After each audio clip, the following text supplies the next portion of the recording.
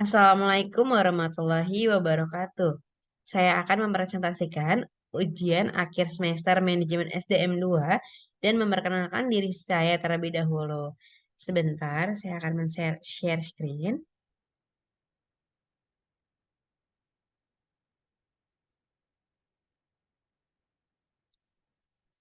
Baik, di sini yaitu UAS Manajemen Sumber Daya Manusia 2, yaitu dengan judulnya Analisis Kinerja Karyawan Studi Kasus PT Raycom Dokumen Solusi, disusun oleh saya sendiri, yaitu Aida Taufiko dengan NIM-nya 2202 0102 0035. Untuk dosennya yaitu Ibu Diah Darmayanti SE MSI PhD, kemudian mata kuliahnya MSDM 2, kelasnya MJ 601 Prodi Manajemen, yaitu program studi manajemen PJJ S1 Universitas Siber Asia Jakarta. Ya, selanjutnya, baik. Pendahuluan di sini ya, yaitu karyawan adalah ujung tombak dalam kemajuan perusahaan, karena itu kemajuan dan kemunduran suatu perusahaan tergantung pada kinerja karyawan. Kinerja yang buruk akan berakibat pada minimnya produktivitas karyawan dalam perusahaan. Perusahaan membutuhkan karyawan yang mampu bekerja dengan lebih baik dan cepat, sehingga diperlukan karyawan yang mempunyai kinerja atau job performance tinggi. Faktor penting yang dapat menentukan kinerja karyawan dan kemampuan suatu organisasi beradaptasi dengan lingkungan menurut Bass et al. 2003 adalah disiplin, motivasi, dan prestasi kerja. Permasalahan kinerja pun menjadi fenomena yang sangat menarik untuk diangkat karena menurut Hasibuan 2001, kinerja yang buruk berakibat pada pencapaian waktu yang menurun dalam perusahaan. Oleh karena itu, dapat kita lihat pada tabel 1.1 ini bagaimana tingkat target project pada PT RDS, yaitu yang pertama, binding manual Juni sampai dengan September, target proyeknya yaitu 10 hari, selesai proyeknya 14 hari. Yang kedua, binding mesin Juni sampai dengan September, yaitu target proyeknya 8 hari, untuk selesai proyeknya 11 hari. Baik, selanjutnya di sini ada menurut Milner, ya, tahun 1988, kinerja didefinisikan sebagai tingkat kebutuhan tiap individu sebagai pengharapan atas pekerjaan suatu yang dilakukannya. Selain itu, menurut Mangkunegara tahun 2007, kinerja atau prestasi kerja merupakan hasil kerja secara kualitas maupun kuantitas yang mampu dicapai oleh seseorang dalam melaksanakan tugas sesuai tanggung jawab yang diberikan. Kinerja merupakan sebuah gambaran tingkat pencapaian yang dalam pelaksanaannya suatu dalam mewujudkan sasaran kegiatan atau program atau kebijakan, tujuan, misi, dan visi organisasi yang tertuang dalam perumusan perencanaan strategis atau strategic planning suatu organisasi. Penilaian kinerja adalah suatu sistem terstruktur dan formal untuk mengukur, mengevaluasi, dan mempengaruhi atribut-atribut yang dapat berhubungan dengan pekerjaan, perilaku, dan outcomes karyawan, serta tingkat absensi untuk mengetahui tingkat produktivitas dan efektivitas karyawan dalam melaksanakan pekerjaan di masa depan, sehingga bermanfaat bagi karyawan, organisasi, dan masyarakat. Secara lebih sederhana, dapat dikemukakan bahwa penilaian kinerja merupakan suatu proses melalui organisasi dapat mengevaluasi atau menilai prestasi dari kerja karyawan. Seperti itu. Kemudian selanjutnya, faktor-faktor yang dapat mempengaruhi capaian kinerja. Faktor-faktor yang dapat mempengaruhi capaian kinerja adalah faktor kemampuan atau ability yang terdiri dari kemampuan potensi atau IQ dan kemampuan reality atau knowledge and skill. Selain itu juga terdapat faktor motivasi yang mampu membentuk suatu sikap atau attitude seseorang pegawai untuk menghadapi situasi kerja. Oleh sebab itu, ada banyak faktor-faktor yang dapat mempengaruhi tingkat kinerja karyawan. Di antaranya faktor internal antara lain kemampuan intelektualitas, disiplin kerja, kemudian kepuasan kerja dan motivasi karyawan, sedangkan faktor eksternal meliputi gaya kepemimpinan, lingkungan kerja, kompensasi, dan sistem manajemen yang terdapat di perusahaan tersebut. Selanjutnya, di sini ada kompensasi. Kompensasi karyawan merupakan semua bentuk pembayaran atau hadiah yang diberikan kepada karyawan dan muncul dari pekerjaan mereka. Kompensasi ini mencakup beberapa komponen, yaitu direct financial payment, seperti gaji, upah, bonus, insentif, dan komisi, dan di PT Rekom karyawan yang sudah merasa cukup dengan gaji yang diberikan oleh perusahaan yang menurut narasumber sudah sesuai UMR. Hanya saja belum adanya bonus, insentif, dan komisi. Seperti itu. Kemudian yang B, indirect payment, yaitu belum adanya tunjangan kesehatan, tunjangan keluarga, pensiun, dan transport yang dibayarkan perusahaan kepada karyawan, maka dapat mempengaruhi kinerja karyawan di perusahaan. Akan tetapi, cuti kerja yang lebih dimudahkan dapat membuat karyawan merasa senang sehingga dapat meningkatkan kinerja karyawan. Yang ketiga, C, itu imbalan non-finansial. Jam kerja yang fleksibel membantu pekerjaan karyawan dalam melaksanakan tugasnya. Proyek baru diproduksi selalu ada kerumitannya sendiri. Karyawan merasa hal baru sangat menantang bagi mereka untuk melaksanakan tugas dan pekerjaan mereka. Kemudian di sini ada motivasi, merupakan suatu proses psikologis yang mampu mencerminkan suatu interaksi antara sikap, persepsi, kebutuhan, dan keputusan yang dapat terjadi pada diri seseorang itu sendiri yang disebut intrinsik dan ekstrinsik. Motivasi sebagai suatu proses yang menentukan pilihan antara beberapa alternatif dari segi kegiatan sukarela. Serta motivasi merupakan kondisi yang menggerakkan diri karyawan yang terarah dan tanpa paksaan untuk mencapai tujuan organisasi.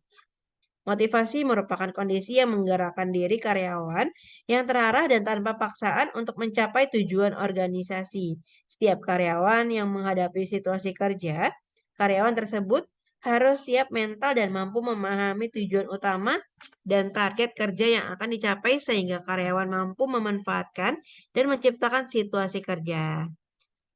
Sesuai dengan hasil penelitian, ada beberapa faktor yang dapat memotivasi kerja karyawan, yaitu berupa motivasi finansial, seperti pemberian bonus atau insentif, belum mampu meningkatkan kinerja karyawan. Sedangkan penghargaan, kenaikan pangkat, dan pujian kepada karyawan sudah mampu meningkatkan kinerja karyawan.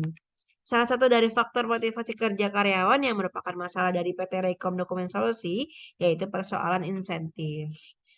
Kemudian selanjutnya, di sini ada desain penelitian, yaitu jenis penelitian. Jenis ini yaitu penelitian ini menggunakan pendekatan deskriptif analitis dengan memfokuskan pada kajian tentang kinerja karyawan melalui kompensasi karyawan dan motivasi karyawan. Adapun metode ini merupakan penelitian yang bersifat kualitatif, yaitu prosedur pencatatan untuk menggambarkan atau melukiskan keadaan objek yang diteliti berdasarkan fakta yang ada. Penelitian kualitatif menuturkan dan menafsirkan data dengan situasi yang terjadi, sikap dan pandangan dalam masyarakat. Adapun tujuan yang dicapai dari penggunaan teknis analis deskriptif, yaitu suatu penelitian dengan cara menggambarkan secara sistematik, faktual, dan akurat dari fakta peristiwa yang ada. Baik, untuk desain penelitiannya di sini ada kompensasi. Yang pertama direct financial payment. Ini sudah dijelaskan tadi ya. Kemudian yang kedua untuk direct payment, yang ketiga imbalan non-financial, kemudian yang ketiga motivasi, ada sikap, kebutuhan, persepsi, dan keputusan. Di sini mencakup yaitu kinerja, yang pertama kemampuan intelektualitas, yang kedua disiplin kerja, yang ketiga kepuasan kerja, yang keempat motivasi, yang kelima gaya kepemimpinan, yang keenam lingkungan kerja, dan yang ketujuh kompensasi. Baik, selanjutnya di sini yaitu ada tabel 2 variabel indikator dan pengukuran. Untuk para variabel yang pertama kinerja karyawan, yaitu indikatornya kemampuan intelektualitas, yang kedua disiplin kerja, yang ketiga kepuasan kerja, yang keempat motivasi, yang kelima gaya kepemimpinan, yang keenam lingkungan kerja, yang ketujuh kompensasi, yang kedelapan sistem manajemen. Untuk pengukurannya di sini ada wawancara yang mendalam atau deep interview dengan manajer. Selanjutnya ada kompensasi, yang pertama direct financial payment, yang kedua indirect payment, yang ketiga imbalan non-finansial, yaitu wawancara yang mendalam atau deep interview dengan karyawan. Yang ketiga yaitu motivasi, yaitu ada sikap, kebutuhan, persepsi, keputusan. Dan selanjutnya di sini untuk slide selanjutnya prosedur Standar operasional pengumpulan data. Metode yang digunakan dalam sebuah pengolahan data dibagi menjadi beberapa tahapan sehingga membentuk suatu kerangka yang sistematis. Adapun tahapan tersebut adalah yang pertama, tahapan sebelum ke lapangan, meliputi kegiatan penentuan fokus, penyesuaian paradigma dengan teori, penjajakan alat peneliti, mencakup observasi lapangan dan permohonan izin kepada subjek yang diteliti, konsultasi fokus penelitian, penyusunan usulan penelitian. Nah, kedua, tahap pekerjaan lapangan, yaitu data tersebut diperoleh dengan observasi, wawancara, dan dokumentasi pada narasumber yang ada di industri ekstraktif. Yang ketiga ada tahap analisis data, yaitu meliputi analisis data baik yang diperoleh melalui observasi, dokumen, ataupun wawancara yang mendalam dengan narasumber yang ada. Kemudian akan dilakukan penafsiran data sesuai dengan konteks permasalahan yang diteliti. Selanjutnya melakukan pengecekan keabsahan data dengan cara mengecek sumber data yang didapat dari metode perolehan data. Sehingga data-data benar-benar valid sebagai dasar dan bahan untuk memberikan makna data yang merupakan proses penentuan dalam memahami konteks penelitian yang sedang diteliti. Seperti itu. Yang keempat, ada tahap penulisan jurnal, meliputi kegiatan penyusunan hasil dari penelitian dan semua rangkaian kegiatan pengumpulan data sampai pemberian makna pada data. Di sini juga ada lokasi penelitian. Dalam penelitian ini, objek penelitian pada karyawan PT Rekom Dokumen Solusi yang beralamat di Spark Commercial Estate Blok A5 nomor 7, Jalan Raya Bekasi, kilometer 21, Pulau Gadung, Jakarta Timur. Ada juga informan penelitian. Penelitian kualitatif tidak menggunakan istilah populasi karena penelitian kualitatif berdasarkan dari kasus tertentu yang ada pada situasi tertentu dan hasil kajiannya tidak diberlakukan ke populasi, tetapi ditransfer ke tempat lain pada situasi sosial yang memiliki kesamaan dengan situasi sosial pada kasus yang dipelajari. Informan dalam penelitian ini adalah pelaku dalam industri ekstraktif itu sendiri. Selanjutnya, yaitu di sini ada kinerja. Peranan karyawan sangatlah penting bagi perusahaan guna menunjang keberhasilan setiap perusahaan, terutama perusahaan yang bergerak di bidang sektor jasa. Alasannya karena karyawan mampu mempengaruhi persepsi pelanggan, karyawan merupakan bagian dari jasa itu sendiri, sehingga pelanggan beranggapan bahwa karyawan yang berfungsi sebagai komunikator. Seperti itu, sekaligus perwakilan dari citra perusahaan. Karyawan berperan aktif sebagai human attribute yang berfungsi sebagai pemasar yang mampu mempengaruhi calon pelanggan dan dituntut mampu memuaskan kebutuhan dan keinginan pelanggan. Pertumbuhan akan semakin pesat terjadi pada produk layanan yang bersifat memberikan kepuasan kepada calon pelanggan atau pelanggan tetap di PT Rekom Dokumen Solusi. Di sini juga ada teknis analis data, yaitu teknis analis data yang digunakan dalam penelitian ini adalah analisis deskriptif kualitatif. Analisis deskriptif kualitatif yaitu prosedur pencatatan yang dilakukan untuk menggambarkan atau melukiskan keadaan objek yang diteliti berdasarkan fakta yang ada. Adapun tujuan yang ingin dicapai dari penggunaan teknik analisis deskriptif kualitatif tersebut yaitu dengan mengupayakan suatu penelitian dengan cara menggambarkan secara sistematis, terstruktur, faktual, dan akurat dari suatu fakta akan sesuatu peristiwa. Baik, untuk selanjutnya, di sini ada penilaian kinerja karyawan. Perlu diperhatikan dan dilihat dari indikator kinerja, antara lain yang pertama kemampuan intelektual. Kemampuan intelektual dari karyawan PT Rekom Dokumen Solusi sudah memadahi sesuai bidangnya. Hanya saja ada beberapa SDM yang penempatannya belum sesuai kompetensi. Seperti itu. Yang dimiliki mampu menurunkan kinerja karyawan karena memerlukan waktu untuk belajar dan beradaptasi. Yang kedua, disiplin kerja. Tingkat kehadiran dan ketepatan waktu belum bisa dimanfaatkan secara maksimal oleh karyawan pada PT Rekom Dokumen Solusi. Ini bisa dilihat dari jam pagi dilaksanakan karyawan menggunakan fingerprint sehingga dapat meminimalisir tingkat keterlambatan. Yang ketiga ada target produksi. Target produksi dapat selesai sesuai jadwal tergantung dari tim produksi itu sendiri dan tingkat kesulitan proyek produksi yang menyesuaikan permintaan konsumen. Yang keempat di sini ada kepuasan kerja, yaitu karyawan belum merasa puas dengan pekerjaannya di PT Rekom Dokumen Solusi dikarenakan belum mampu memberikan dampak yang signifikan terhadap pemenuhan kebutuhan hidup yang lebih layak dari hasil kerja di perusahaan tersebut. Kemudian, sebentar,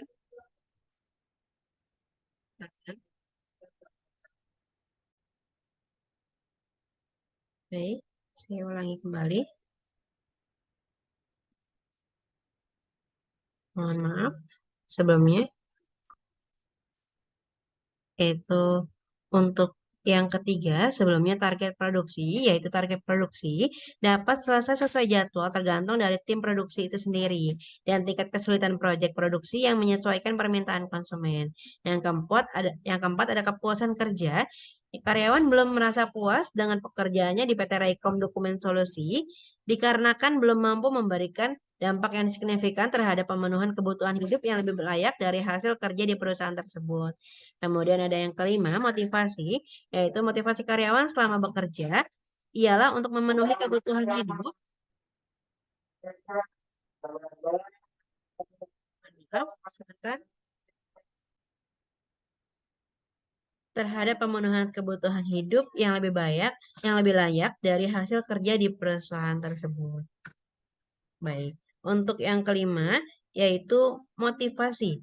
Motivasi karyawan selama bekerja ialah untuk memenuhi kebutuhan hidup minimal dan mendapatkan pekerjaan yang lebih layak, sehingga masih banyak karyawan tertarik untuk mengikuti seleksi rekrutmen karyawan baru di perusahaan lain. Kemudian yang keenam, ada gaya kepemimpinan. Manajer di perusahaan tersebut sangat dihormati oleh karyawannya karena mampu memberikan arahan dan tepat mengerti keadaan karyawannya dan mampu memberikan motivasi untuk bekerja keras guna menghasilkan produk sesuai standar perusahaan. Yang ketujuh di sini ada lingkungan kerja. Lingkungan kerja yang sehat sangat mempengaruhi kinerja karyawan untuk menghasilkan produk sesuai target dan standar perusahaan. Yang kedelapan di sini ada kompensasi, yaitu kompensasi yang diberikan perusahaan kepada karyawan masih belum ada. Yang terakhir ada sistem manajemen, yaitu sistem manajemen yang belum tersistem secara maksimal, belum mampu memberikan efek yang signifikan terhadap kinerja karyawan di PT Rekom Dokumen Solusi. Selanjutnya di sini ada upaya-upaya yang dilakukan guna meningkatkan kinerja karyawan pada PT Rekom Dokumen Solusi. Beberapa langkah yang dapat ditempuh guna meningkatkan kinerja karyawan pada PT Rekom Dokumen Solusi adalah sebagai berikut, yaitu yang pertama bimbingan dan pengarahan adalah supaya pemecahan masalah dengan karyawan dalam bidang-bidang tertentu dengan maksud membantu para karyawan agar dalam melaksanakan kinerjanya dapat berjalan dengan baik serta mampu menangani masalah-masalah dengan tuntas. Yang selanjutnya yaitu ada latihan dan pengembangan karyawan. Diberikan melalui berbagai hal, melalui latihan tertentu, maka para karyawan akan mendapatkan pengalaman kerja dalam bidang tertentu. Latihan merupakan cara untuk meningkatkan keterampilan dan akan menambah pengalaman kerja para karyawan. Sehingga akan membawa perubahan dan peningkatan dalam sistem kerja karyawan. Dengan demikian, latihan dan pengembangan kompetensi karyawan di mana karyawan yang tersebar dalam beberapa bidang diharapkan memiliki kelebihan kecakapan dan keterampilan dasar yang dibutuhkan.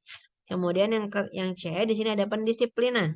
Pendisiplinan terhadap aturan untuk mencapai efisiensi dan efektivitas organisasi yang tinggi. Proses pendisiplinan atau penerapan aturan yang ketat kepada para karyawan harus bisa dilakukan oleh pimpinan.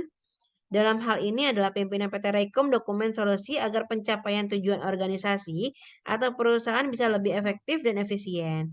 Proses pendisiplinan tersebut bisa dilakukan dengan cara pimpinan memberikan contoh yang positif kepada karyawannya, seperti datang dan pulang kerja sesuai dengan aturan yang ditetapkan, menyelesaikan pekerjaan dengan tepat waktu, menerima segala keluhan dan masukan yang disampaikan oleh karyawannya dan berusaha untuk bisa mengayomi karyawan yang ada. Seperti itu.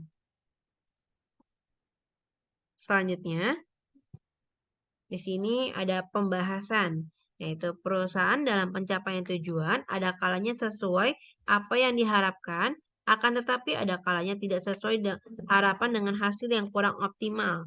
Hal ini tergantung dari motivasi dari masing-masing karyawan untuk melaksanakan tugasnya dengan baik dalam kegiatan pekerjaan karyawan di perusahaan. Agar pelaksanaan kegiatan perusahaan berjalan dengan baik, diperlukan kinerja karyawan yang intens terhadap penyelenggaraan pekerjaannya. Rangkaian aktivitas di perusahaan mencakup perencanaan, pengorganisasian, pengarahan, pengawasan, pengendalian, serta penyelenggaraan pekerjaan berdasarkan pembagian kerja masing-masing. Karyawan adalah aset penting bagi perusahaan jasa. Mohon maaf, karyawan adalah aset penting bagi perusahaan jasa, oleh karena kemampuan karyawan dalam elemen ini dapat mempengaruhi kepuasan pelanggan. Kinerja karyawan sangat menentukan bagaimana proses suatu pekerjaan dapat berjalan dengan baik guna mencapai tujuan perusahaan. Agar pelaksanaan kegiatan perusahaan berjalan dengan baik, diperlukannya kinerja karyawan yang intens terhadap penyelenggara pekerjaannya. Rangkaian aktivitas di perusahaan mencakup perencanaan, pengorganisasian, pengarahan, pengawasan, pengendalian, serta penyelenggaraan pekerjaan berdasarkan pembagian kerja masing-masing. Seperti itu. Gaya kepemimpinan dan lingkungan kerja di perusahaan mampu meningkatkan kinerja karyawan dengan adanya pendekatan manajer dalam memberikan arahan dengan tepat, mengerti keadaan karyawannya, dan memberikan motivasi jika ada karyawannya yang kurang bersemangat, serta lingkungan sehat yang mendukung. Perusahaan yang sudah memberikan kompensasi terhadap karyawannya diharapkan dapat memotivasi karyawan sehingga meningkatkan kinerja sehingga tujuan perusahaan dapat tercapai. Tujuan perusahaan adalah mampu menghasilkan produk atau jasa yang bermutu tinggi dan sekaligus mendapatkan keuntungan. Hal ini dapat didukung jika kinerja karyawannya baik. Seperti itu. Baik, selanjutnya. Ya, di sini ada beberapa faktor yang dapat menurunkan kinerja karyawan yang perlu diperhatikan oleh perusahaan untuk mempertahankan mutu dan mendapatkan keuntungan sesuai tujuan perusahaan tersebut. Yang pertama, penempatan SDM sesuai kompetensinya. Yang kedua, target produksi yang tidak molor. Yang ketiga, kepuasan kerja karyawannya ada. Dan yang keempat, disiplin kerja yang tinggi. Yang kelima, motivasi karyawan untuk bekerja tinggi. Yang keenam, kompensasi yang diberikan sesuai harapan. Yang ketujuh, terakhir, sistem manajemen perusahaan yang baik. Perusahaan membutuhkan karyawan yang mampu bekerja dengan baik dan lebih cepat, sehingga diperlukan karyawan yang mempunyai kriteria tinggi. Berdasarkan hasil penelitian yang dilakukan, maka disimpulkan faktor penting yang dapat menentukan kinerja karyawan dan kemampuan PT Rekom Dokumen Solusi adalah SDM, target produksi, kepuasan kerja, motivasi, kompensasi, dan sistem manajemen. Seperti itu. Selanjutnya di sini yaitu ada kesimpulan. Berdasarkan deskripsi, hasil dari penelitian dan pembahasan yang telah dikemukakan, maka peneliti dapat menarik kesimpulan yaitu yang pertama, berdasarkan hasil penelitian dan wawancara yang dilakukan, maka peneliti menyimpulkan bahwa kinerja karyawan pada PT Rekom Dokumen Solusi belum maksimal, yaitu dalam hal penempatan SDM sesuai keahlian, disiplin kerja, kepuasan kerja, sistem manajemen, motivasi, dan kompensasi. Yang kedua, adapun upaya-upaya yang perlu dilakukan untuk meningkatkan kinerja karyawan pada PT Rekom Dokumen Solusi, yaitu yang pertama, bimbingan dan pengarahan. Yang kedua, latihan dan pengembangan karyawan. Yang ketiga, yaitu pendisiplinan terhadap aturan yang berlaku untuk mencapai efisiensi dan efektivitas organisasi yang tinggi. Selanjutnya, ada hal yang masih kurang dan perlu ditingkatkan adalah pemberian penghargaan kepada prestasi yang berhasil dicapai oleh karyawan. Di sini ada juga sarannya, yaitu PT Rekom Dokumen Solusi seharusnya lebih menekankan kepada apresiasi yang diberikan kepada para karyawan, terutama dalam penghargaan terhadap prestasi yang diperoleh dapat diberikan penghargaan yang setimpal. Hal ini dikarenakan dapat meningkatkan semangat dan produktivitas dari para karyawan supaya bisa menggunakan dengan baik apa yang sudah diperoleh dan tetap mempertahankan pencapaiannya. Selanjutnya di sini ada daftar pustaka, yaitu ada dari Anwar Prabu Mangkunegara tahun 2007, dari Bas et al. Tahun 2023, mohon maaf tahun 2003, ada juga dari Hasibuan Malayu SP dari 2001, kemudian ada Minir John B. dari tahun 1988, ada Sugiono dari tahun 2008, ada juga Wahjo Sumijo dari tahun 1984. Kemudian juga ada dari artikel website. Baik. Sekian